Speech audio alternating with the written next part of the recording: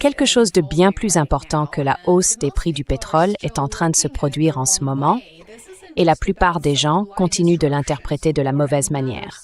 Il ne s'agit pas seulement de perturbations de l'approvisionnement ou d'une nouvelle flambée de l'inflation. Ce à quoi nous assistons, c'est une remise en cause directe du système financier mondial lui-même. Le système dominé par le dollar des États-Unis depuis plus d'un demi-siècle. Au cœur de cette histoire se trouve bien sûr le détroit d'Ormuz, l'une des voies maritimes les plus importantes du monde. Environ 20% du pétrole et du gaz naturel mondiaux transitaient chaque jour par ce passage étroit avant que les États-Unis et Israël n'attaquent l'Iran. En temps normal, le détroit d'Ormuz est simplement une artère commerciale vitale.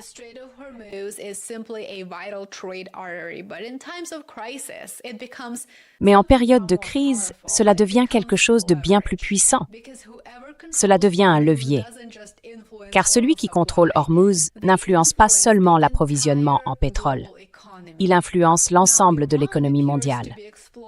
Aujourd'hui, l'Iran semble envisager une manœuvre qui pourrait porter ce levier à un tout autre niveau.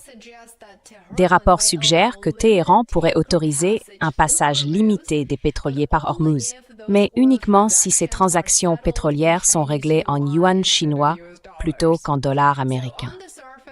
En apparence, cela peut sembler un détail financier technique, très ennuyeux, mais en réalité, c'est tout le contraire. C'est une remise en cause directe des fondements du système du pétrodollar et avec lui, un défi lancé aux vestiges de l'hégémonie américaine dans le monde.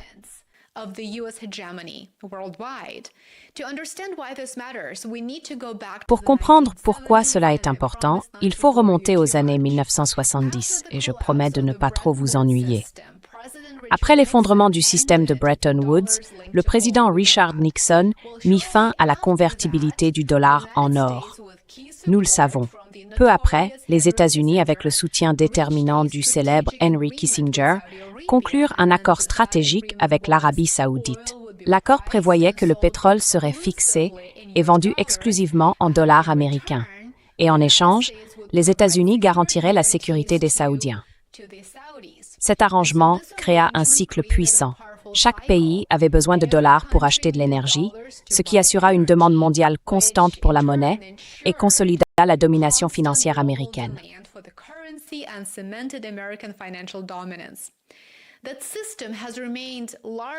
Ce système est resté largement intact pendant des décennies, mais ce que l'Iran propose actuellement pourrait commencer à l'éroder.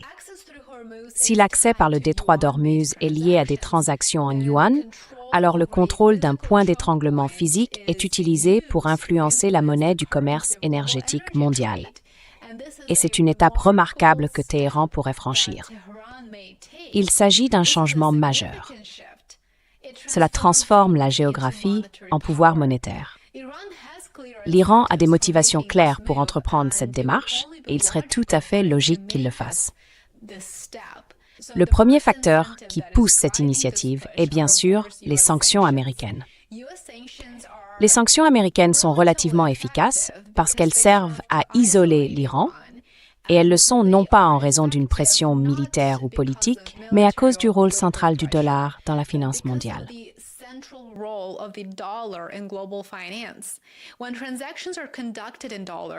Lorsque les transactions sont effectuées en dollars, elles passent par des systèmes que les États-Unis peuvent surveiller et contrôler.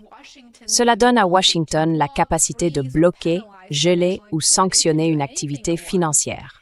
Il peut pratiquement faire tout ce qu'il veut.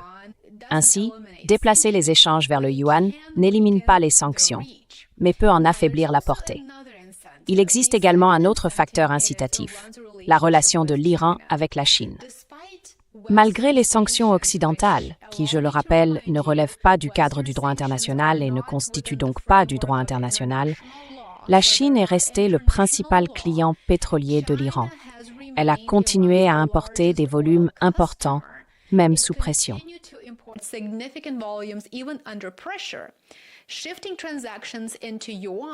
Le transfert des transactions vers le yuan renforcerait ce partenariat et récompenserait l'allié clé de l'Iran, qui a continué à entretenir des relations économiques avec lui, alors que d'autres ont été contraints de se retirer. Bien sûr, la Chine poursuit avant tout ses propres intérêts dans ce domaine. Ne nous leurrons pas. La Chine ne fait pas cela par charité. Néanmoins, ce cadre profite assez bien aux deux États. Et il ne s'agit pas seulement de s'opposer aux États-Unis, il s'agit aussi de se rapprocher davantage de la Chine. Enfin, le troisième facteur d'incitation que je voudrais que vous gardiez à l'esprit est davantage symbolique, mais tout aussi important selon moi.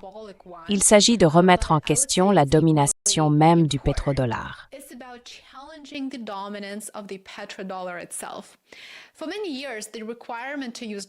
Pendant de nombreuses années, l'obligation d'utiliser le dollar pour le commerce de l'énergie a constitué l'un des piliers cachés de l'influence mondiale des États-Unis. Cependant, bien que le dollar reste dominant à l'heure actuelle, selon le FMI, le Fonds monétaire international, il demeure la principale composante des réserves mondiales. Mais sa part décline progressivement, comme vous le savez très bien si vous regardez mes vidéos. Le yuan chinois fait déjà partie du système de réserve mondiale, mais son rôle reste encore relativement limité. Ainsi, encourager les partenaires commerciaux à utiliser le yuan renforcerait sans aucun doute la monnaie chinoise à l'échelle mondiale. Et c'est pourquoi ce moment ne marque évidemment pas un effondrement soudain du dollar.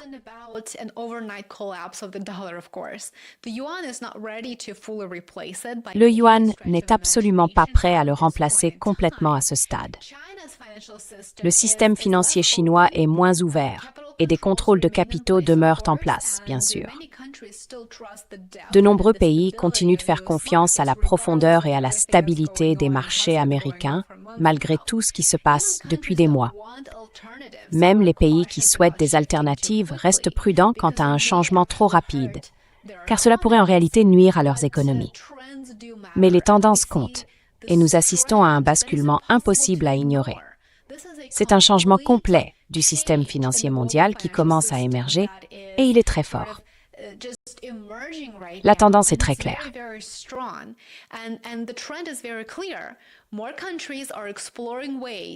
De plus en plus de pays cherchent des moyens d'échanger en dehors du système du dollar, car personne ne veut subir les fluctuations constantes et la militarisation du dollar américain. Chacun souhaite renforcer sa souveraineté économique.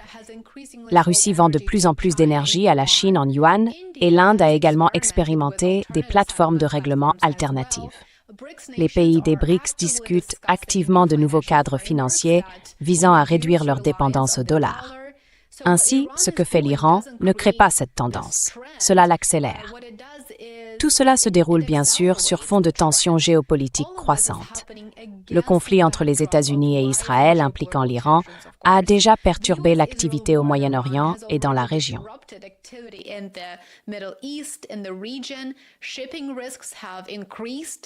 Les risques liés au transport maritime ont augmenté, les coûts d'assurance ont grimpé en flèche et bien sûr, les flux énergétiques sont devenus plus incertains. Même sans arrêt complet, ces perturbations suffisent, à mon avis, à resserrer l'offre mondiale et à faire monter les prix. Nous voyons déjà les effets se propager dans l'économie. Les prix du pétrole ont bondi et les produits raffinés, comme le kérosène et le diesel, ont augmenté encore plus rapidement. Des compagnies aériennes comme Delta Airlines et American Airlines font face à des centaines de millions de dollars de coûts supplémentaires en carburant, comme je l'ai évoqué dans ma précédente vidéo que je viens de mettre en ligne. Les prix du diesel augmentent également, ce qui accroît les coûts de transport dans l'ensemble de la chaîne d'approvisionnement.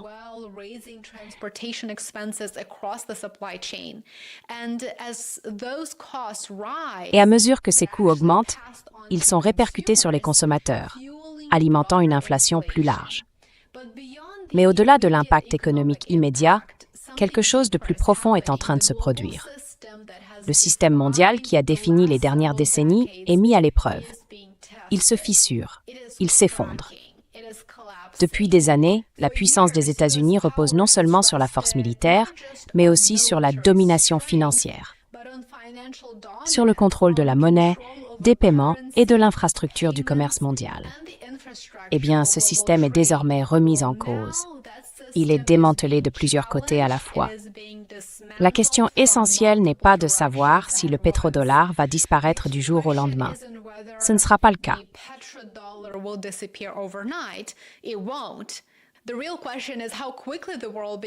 La véritable question est de savoir à quelle vitesse le monde commencera à s'en éloigner, car il est juste de dire qu'une fois que les pays commencent à construire des alternatives, même progressivement, puisque cela demande des ressources, le changement peut devenir auto-renforçant. C'est pourquoi ce qui se passe actuellement dans le détroit d'Ormuz est si important. Ce n'est pas seulement un conflit régional ou une perturbation temporaire. Non, c'est un cas d'essai. C'est un tournant. Le contrôle d'un point d'étranglement physique peut-il se transformer en levier sur la monnaie utilisée dans le commerce mondial? Si la réponse est même partiellement oui, cela pourrait bien sûr créer un précédent susceptible de remodeler la manière dont le pouvoir s'exercera à l'avenir. Bien sûr, l'expérience en cours pourrait ne pas réussir pleinement.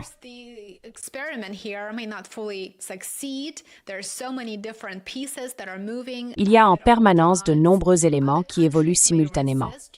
D'autres pays peuvent résister aux transactions basées sur le yuan pour diverses raisons. Les marchés peuvent également réagir négativement, ou la guerre elle-même pourrait se résoudre avant que ces changements ne s'imposent. Ces choses peuvent arriver. Mais même si la politique est temporaire, le signal qu'elle envoie est très important. C'est significatif. Cela montre que le pouvoir ne se mesure plus uniquement en termes militaires, mais aussi à travers les systèmes financiers, les réseaux de règlement et le contrôle du fonctionnement du commerce mondial. Ce que nous observons actuellement fait partie d'un changement plus large vers un monde plus multipolaire, un monde où le pouvoir économique et financier est plus réparti et où la domination d'une seule monnaie n'est plus garantie.